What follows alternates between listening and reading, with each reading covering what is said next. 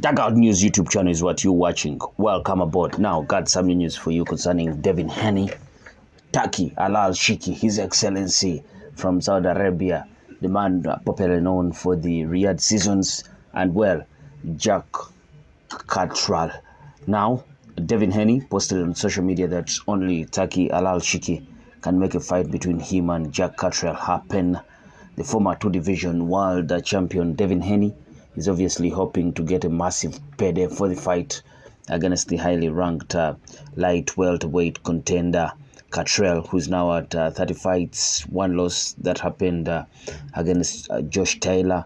He has 13 knockouts on his resume, and he's coming off a 12-round dominant unanimous decision win over Regis Prograis last Saturday in Manchester, England. It's not the ideal time for Turki Alalshikh to use Haney for one of his Riyadh season events, given that Devin Haney is coming off a loss to Ryan Garcia. Paying Haney millions to fight a fighter with a dull style like Catterall would be a cup of poison for fans. Haney is likely thinking that he can make a bundle fighting Catterall.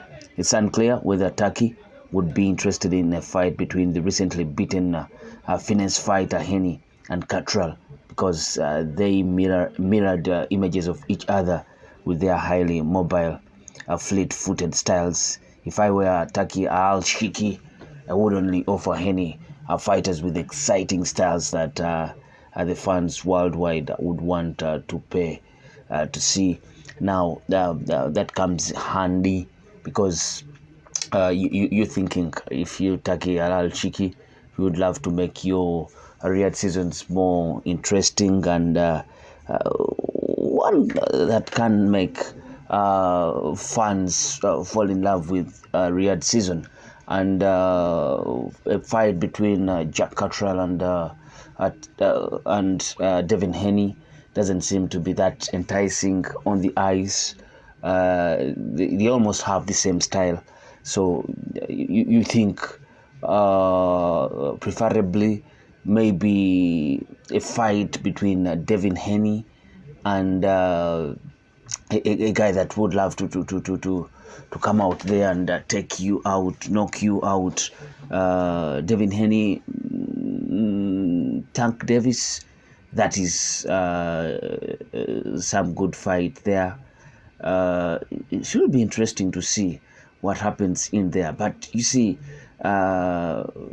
so many, maybe Teofimo Lopez and Devin Haney, that can do for a Riyadh season.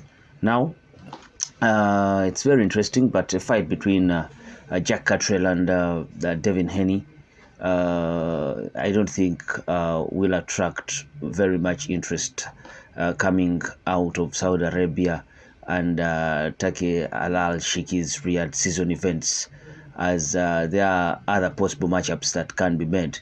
It is very interesting, and it can be more interesting to see Devin Haney fight guys that are at 147 welterweight.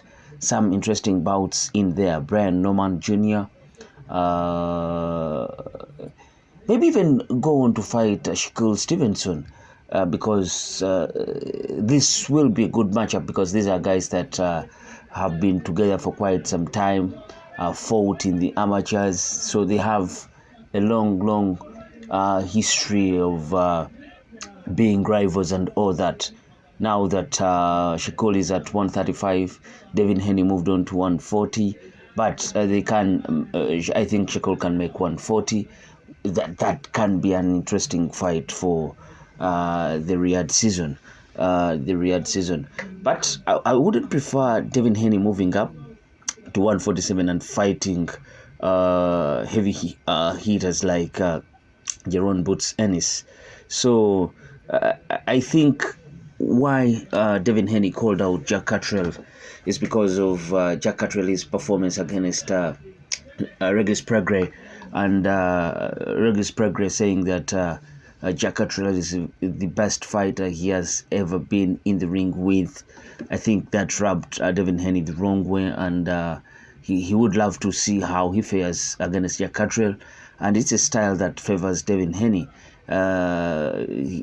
Catterall is not that heavy-handed. He will love to mix it up, move, use his jab, distance, and all that. So that is a fight that more or less plays more into Devin Haney's hands. So I think that's why he favors himself, and him calling out Catterall maybe to prove a point that after all, what Catterall did to Regis Prograis, I was the first to do it, and I can't do it to him also. So I think it's more of that direction that Devin Haney is calling out Catterall. But him talking of His Excellency Turki Alalshikh pouring in the monies, I don't know if that is a fight that Turki Alalshikh can, because you thinking Devin Haney would love to be the headliner of any bout out there, and I don't think Turki Alalshikh will have his eyes at any Devin Haney fight for now headlining his events. I don't see that happening, and maybe because of the long history, working relationship history between the Devin Haney camp and Matchroom CEO Eddie Hearn, some of the guys that are very close to Turki Alalshikh. And maybe if Devin Haney can go back in the good books of Matchroom, and Eddie Hearn ends up giving him an opportunity against Catterall, another guy that is under the promotion company of Matchroom, you think maybe that fight can be made eventually. But for now, you don't see that happening. And I've already seen, I will be making a story about that.